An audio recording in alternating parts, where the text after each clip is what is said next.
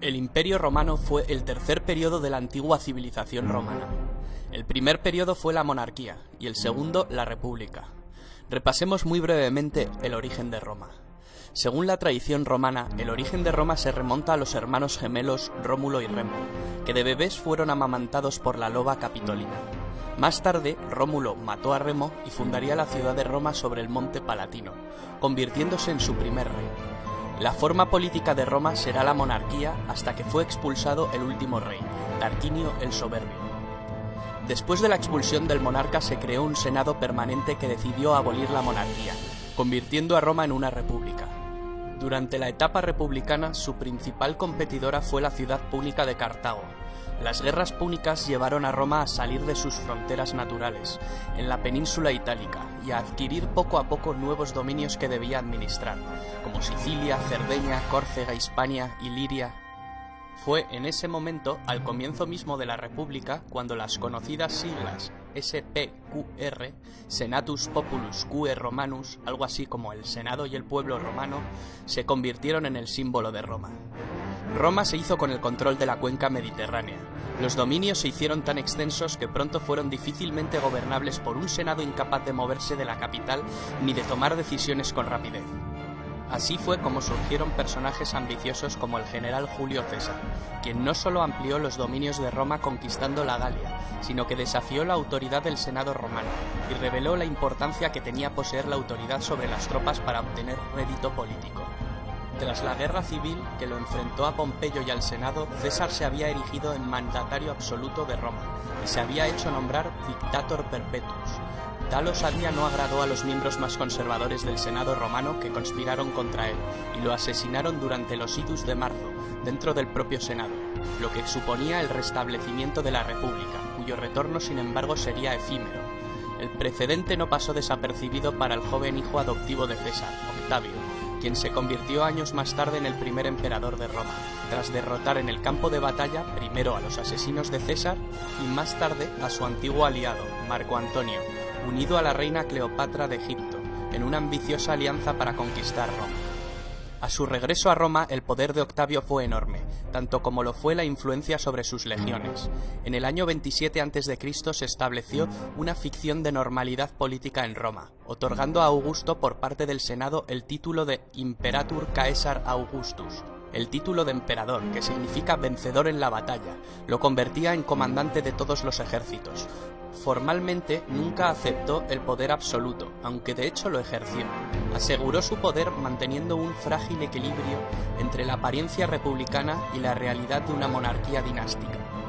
Los primeros emperadores desde Augusto hasta la muerte de Nerón, es decir, entre el 27 a.C. y el 68 después de Cristo, formaron la dinastía Julio-Claudia. El reinado de Nerón se asocia comúnmente a la tiranía y a la extravagancia.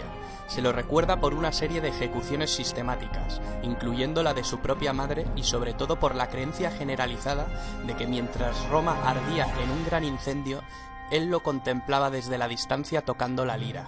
Tras el periodo del 68 al 69, el año de los 4 emperadores, dio paso a la dinastía Flavia. A los Flavios le sucedieron la dinastía de los Antoninos, que trajeron la época dorada. En esta época, a lo largo del siglo II, el imperio alcanza su máximo esplendor.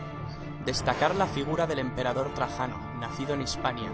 Fue el primer emperador romano nacido en una provincia de Roma. Fue un gobernante eficaz y querido por su pueblo. Bajo su reinado el imperio alcanzó su máxima expansión.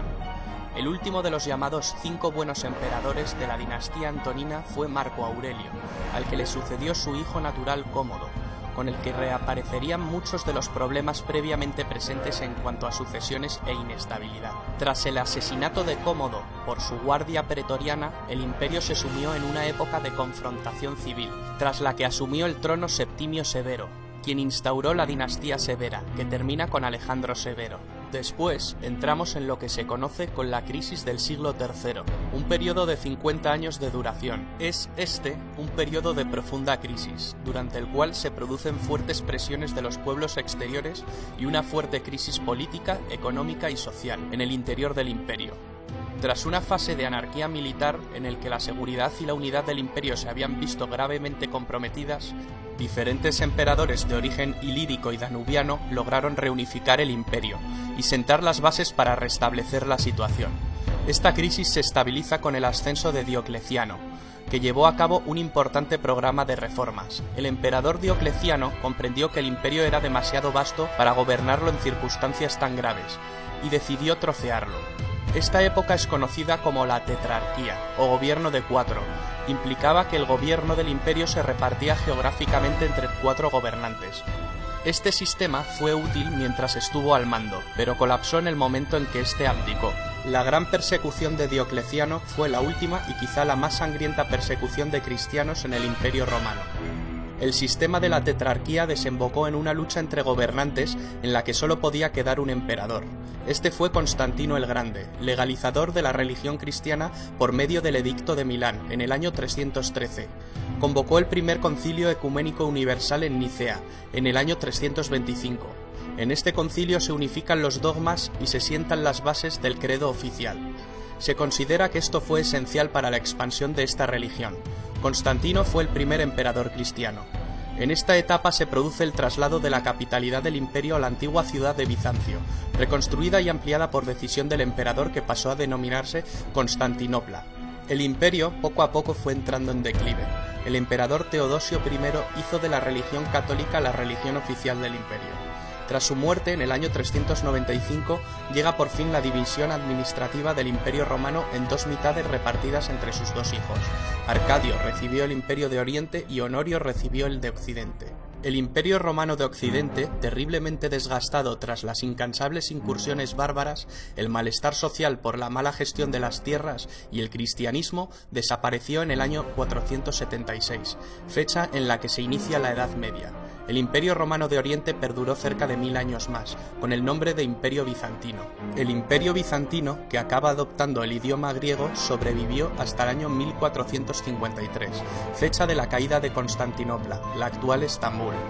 Con el colapso del Imperio Bizantino, último vestigio del Imperio Romano de Oriente, finaliza la Edad Media, dando inicio a la Edad Moderna. El Imperio Romano en su época dorada estuvo en constante expansión, pero dentro de las fronteras del imperio reinaba la paz, lo que se conoció como Pax Romana, que permitió al imperio alcanzar su máximo desarrollo económico, comercial y territorial. En la cúspide de su poder, el Imperio Romano dominaba 3 continentes y numerosas urbes. Allí donde conquistaba, construía. La mayor evidencia del poderío del Imperio Romano es quizá su arquitectura y su ingeniería.